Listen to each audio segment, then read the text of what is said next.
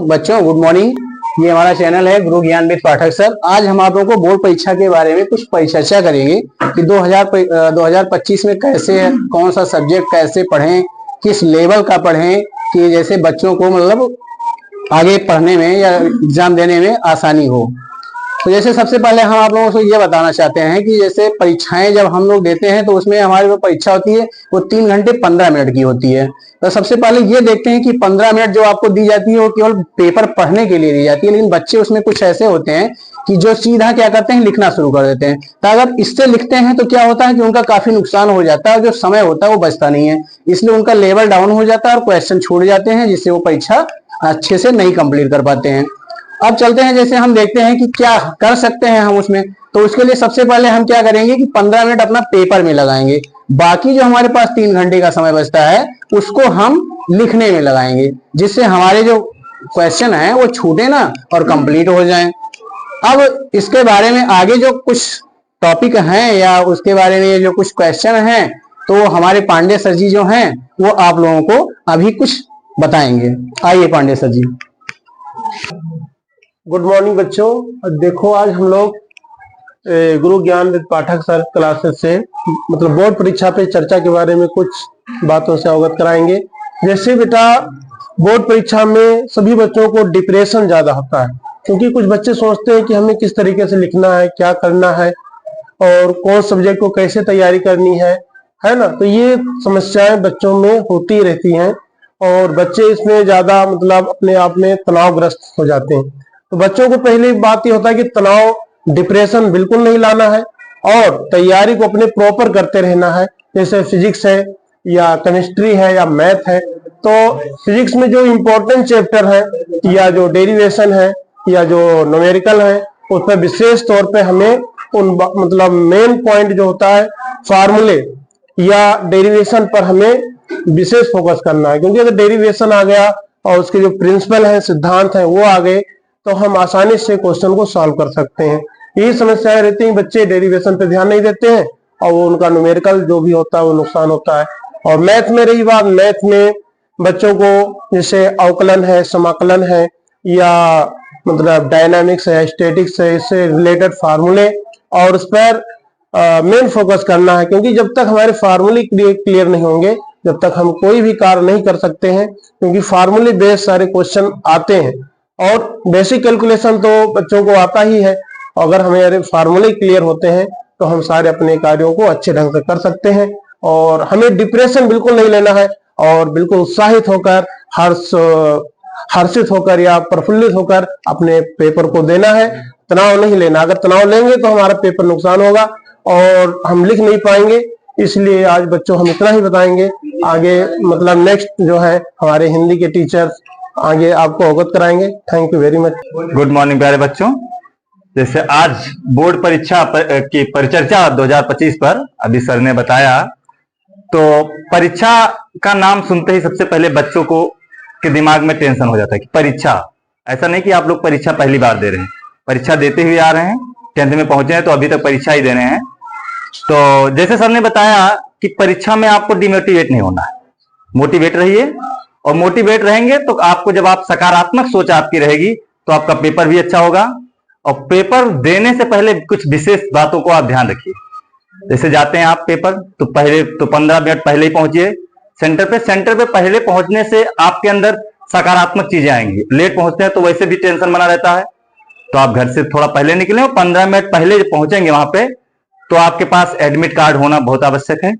Admit card, आधार card, pen, और pen कम से कम आप दो पेन रखिए, ब्लू और ब्लैक पेन 2 रखिए। अब हम आपको बताते हैं जैसे हिंदी सब्जेक्ट में क्या है कि सबसे इंपॉर्टेंट है व्याकरण। व्याकरण पोर्शन जो है उस पर बच्चे विशेष ध्यान नहीं देते हैं।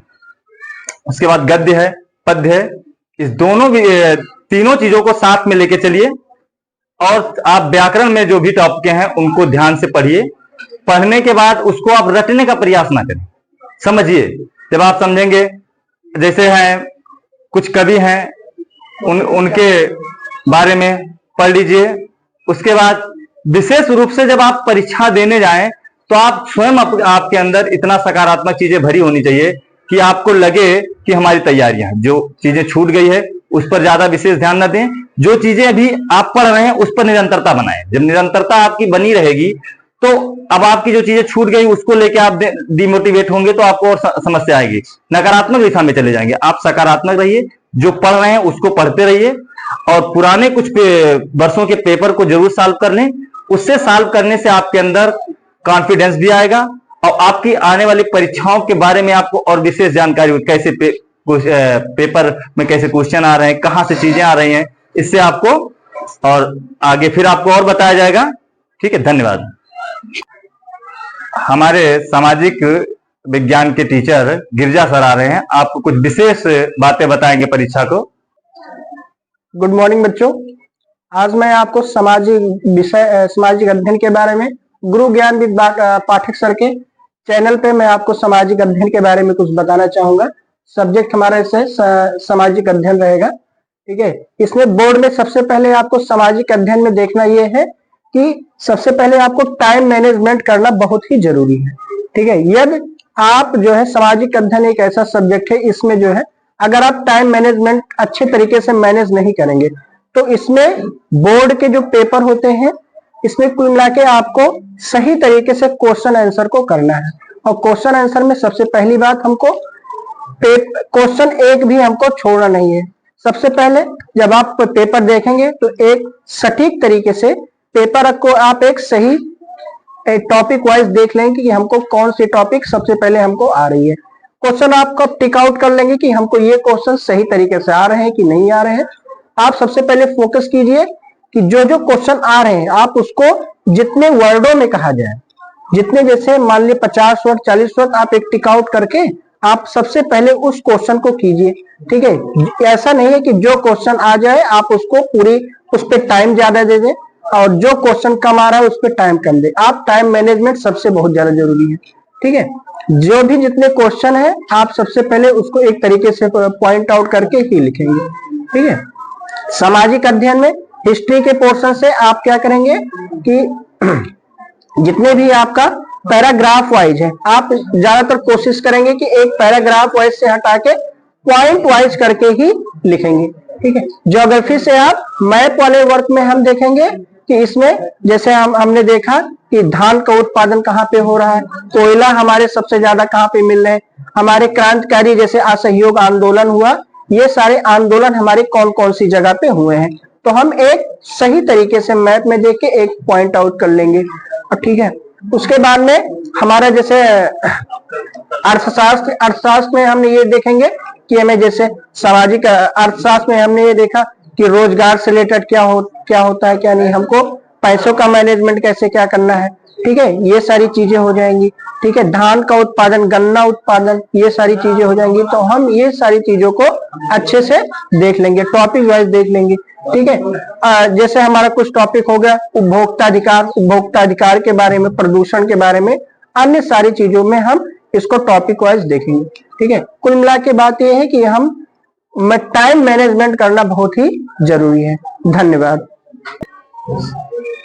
तो बच्चों, अभी तक हमारे टीचरों के माध्यम से आप लोगों को कुछ ना कुछ बोर्ड परीक्षा के बारे में बताया गया। जैसे हमारे पांडे सर थे और हमारे मतलब क्या नाम है राकेश पांडे जी, और हमारे मतलब अनोद कुमार पांडे जी, और अभी हमारे गिरिजा प्रसाद सर, और फिर रोहित पाठक सर, इन लोगों ने आप लोगों को कुछ ना कुछ किसी ना किसी टॉपिक के बारे में बताया और आप लोगों को इसके बारे में जानकारी मिली। अब हमारे इंग्लिश के सर हैं, लोगों को कुछ बताएंगे इंग्लिश के बारे में। तो आइए इनसे जानते हैं कि क्या बताते हैं राष्ट्रीय पाठचर्या के बारे में, परीक्षा के बारे में। आइए जानकारी लेते हैं। आइए सर। गुड मॉर्निंग बच्चों, जैसे कि आज गुरु ज्ञानविद पाठक सर चैनल के माध्यम से हम लोग बोर्ड परीक्षा पर चर्चा कर रहे हैं। ठीक, अभी तक जितने भी टीचर्स थे सारे सब्जेक्ट के बारे में लगभग बता चुके हैं। अब इंग्लिश के बारे में मैं आप लोगों को बताऊंगा। जैसे जो लैंग्वेज के टॉपिक्स होते हैं, ठीक, लैंग्वेज सब्जेक्ट जो होता है, इंग्लिश है, हिंदी है, ये सबसे स्कोरिंग टॉपिक्स होते हैं। इसमें आप लोगों को एक तरह से समझ लीजिए फ्री में मार्क्स मिल जाते हैं, जो आपका रैंक बूस्ट करने में बहुत ज्यादा मदद करता है। तो इंग्लिश के टॉपिक्स में पहले आपको सिलेबस देखना है। ठीक, बोर्ड का जो एग्जाम होता है उसमें इंग्लिश में मेनली 3 पार्ट्स में एग्जाम पेपर आता है। ठीक, आप लोगों का पहला सेक्शन होता है रीडिंग सेक्शन, दूसरा सेक्शन होता है आपका राइटिंग सेक्शन, और तीसरा होता है लिटरेचर सेक्शन। तो रीडिंग सेक्शन आप लोगों का मेनली ठीक 20 मार्क्स के आसपास होता है। ठीक, उसमें आप लोगों को रीडिंग में बस बेसिक्स आपको इतना नॉलेज होना चाहिए, रीड करके उसका हिंदी मीनिंग आना चाहिए। ठीक, अगर रीड करके आपको हिंदी में मीनिंग निकालना आता है तो रीडिंग सेक्शन आपका आराम से हो जाएगा। ठीक, और उसके बाद आता है आप लोगों का राइटिंग सेक्शन।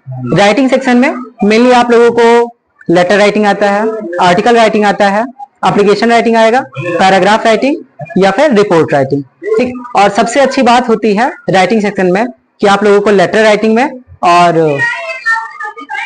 एप्लीकेशन राइटिंग में इसमें ऑप्शन मिल जाएगा। आपको या तो लेटर लिखना होगा या फिर एप्लीकेशन लिखना होगा। नेक्स्ट आप लोगों का आता है आर्टिकल राइटिंग, पैराग्राफ और रिपोर्ट राइटिंग। इसमें भी आप लोगों को ऑप्शन मिल जाता है। तो इंग्लिश में अगर आप 50% सिलेबस भी कवर कर लेते हैं तो आपको 100% मार्क्स लाने के पूरे चांसेस हैं। इंग्लिश इकलौता ऐसा सब्जेक्ट है जिसमें आप लोग अगर 50 से 60% सिलेबस 100% पढ़ लेते हैं तो आप लोगों के 90+ मार्क्स आराम से आ जाने हैं। ठीक, अब रीडिंग सेक्शन कंप्लीट करने के लिए पहले सबसे अच्छी जरूरी बात है आप लोगों को जितने भी अनसीन पैसेजेस मिलते हैं 10-12 वो सभी सॉल्व कर लेने हैं। राइटिंग सेक्शन के लिए मेनली 10-12 टॉपिक्स जो आप लोगों के इंपॉर्टेंट टॉपिक्स हैं, ठीक, जो आप लोगों के अभी करंटली टॉपिक्स चल रहे हैं, ठीक, जैसे चाइल्ड एजुकेशन है, गर्ल्स एजुकेशन है, importance of social media, effect of social media in our surroundings, ये जो सभी आपके इंपॉर्टेंट टॉपिक्स है इस पे आप लोग आर्टिकल तैयार कर सकते हैं। ठीक, और आप लोगों का लास्ट सेक्शन बचता है लिटरेचर। लिटरेचर सेक्शन में भी सेम है। ठीक, आप लोगों के 4 क्वेश्चंस आते हैं लॉन्ग आंसर टाइप के, जिसमें सबसे अच्छी बात रहती है आपको ऑप्शंस मिल जाते हैं। ठीक, हर एक क्वेश्चन में आप लोगों को ऑप्शंस मिल जाएंगे, आपको 2 क्वेश्चंस दिए जाएंगे, उसमें से आपको एक करना होगा। ठीक, तो इंग्लिश लिटरेचर में भी ठीक आपका पोएट्री आएगा, प्रोज आएगा और सप्लीमेंट्री रीडर। ठीक, प्रोज में आप लोग अगर 60% सिलेबस कवर कर लेते हैं, 60% सिलेबस कवर करने का मतलब 60% सिलेबस को 100% कवर करना है। ठीक, अगर उतना कर लेते हैं आप लोगों का 100% मार्क्स आने का पूरा चांसेस है।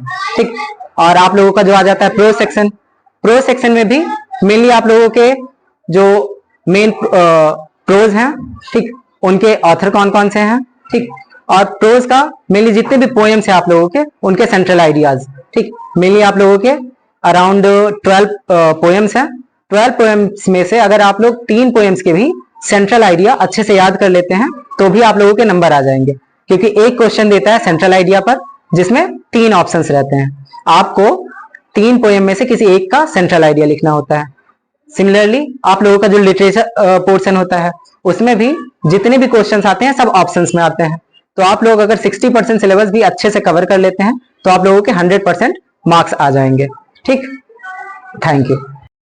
गुड मॉर्निंग बच्चों।